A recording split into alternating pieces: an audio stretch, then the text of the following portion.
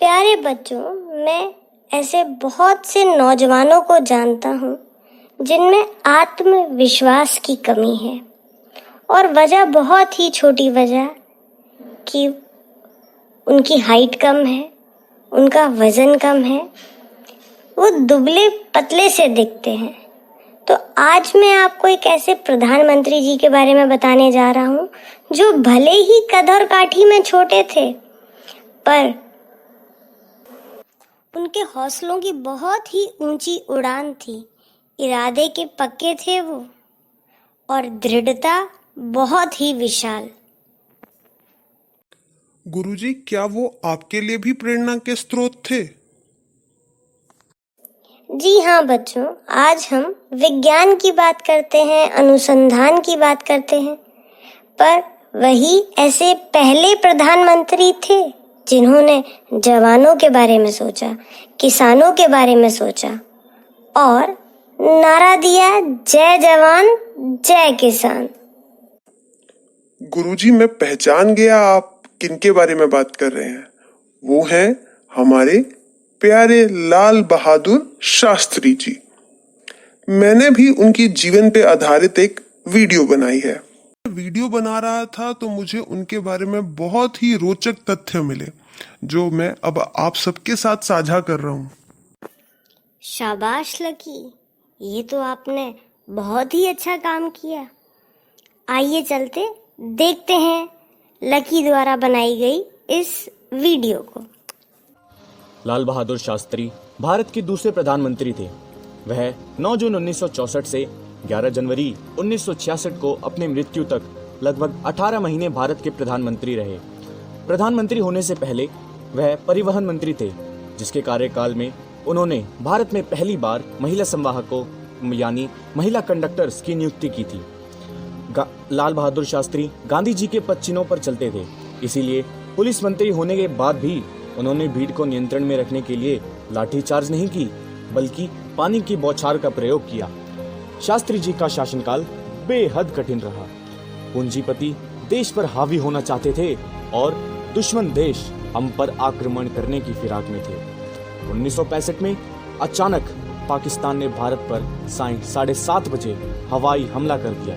परंपरा अनुसार राष्ट्रपति ने आपात बैठक बुला ली, जिसमें तीनों रक्षा अंगों के प्रमुख व मंत्रिमंडल के सदस्य शामिल थे। संयोग से प्रधानमंत्री उस बैठक में कुछ देर से पहुंचे। उनके आते ही विचार विमर्श प्रारंभ हुआ। तीनों प्रमुखों ने उनसे सारी विस्तृत स्थिति समझाते हुए पूछा, सर क्या हुक्म है?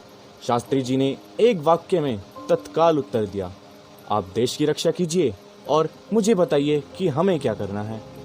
शास्त्री जी ने इस युद्ध में नेहरू जी के मुकाबले राष्ट्र को उत्तम नेतृत्व प्रदान किया और जय जवान जय किसान का नारा दिया।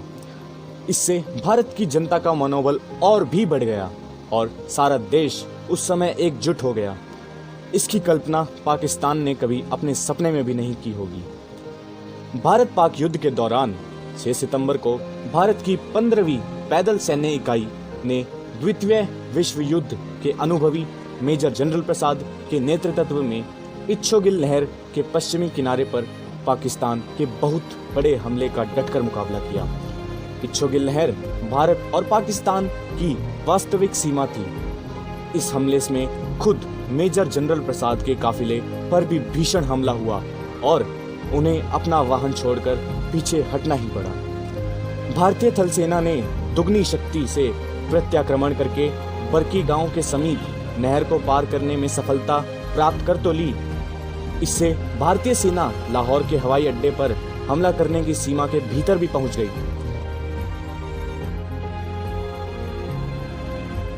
इस अप्रत्याशित आक्रमण से घबराकर अमेरिका ने अपने नागरिकों को लाहौर से निकालने के लिए कुछ समय के लिए युद्ध विराम की अपील। आखिरकार रूस और अमेरिका की मिलीभगत से शास्त्री जी पर जोर डाला गया।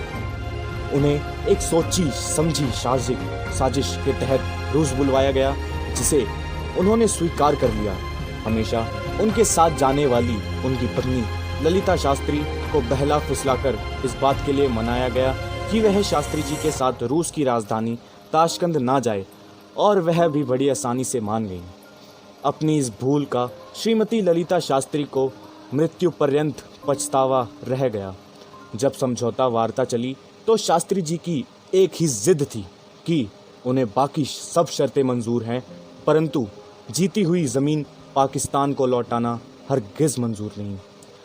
काफ़ी जद्दोजहद के बाद शास्त्री जी पर अंतर्राष्ट्रीय दबाव बनाकर ताशकंद समझौते के दस्तावेज पर हस्ताक्षर करा लिए गए।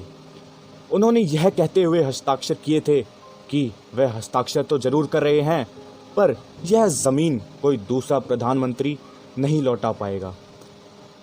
पाकिस्तान के राष्ट्रपति अयूब खान के साथ युद्ध विराम समझौते पर हस्ताक्षर करने के बाद कुछ ही घंटे में 11 जनवरी 1966 की रात को उनकी मृत्यु हो गई। यह आज तक एक रहस्य बना हुआ है कि वाकई शास्त्री जी की मौत हृदयाघात के कारण हुई थी। कई लोग उनकी मौत की वजह जहर को ही मानते हैं। शास्त्री जी को उनकी सादगी, देशभक्ति और ईमानदारी के लिए आज भी पूरा भारत देश श्रद्धापूर्वक याद करता है। उन्हें मरणोपरांत वर्ष 1966 में भारत रत्न से सम्मानित भी किया गया था।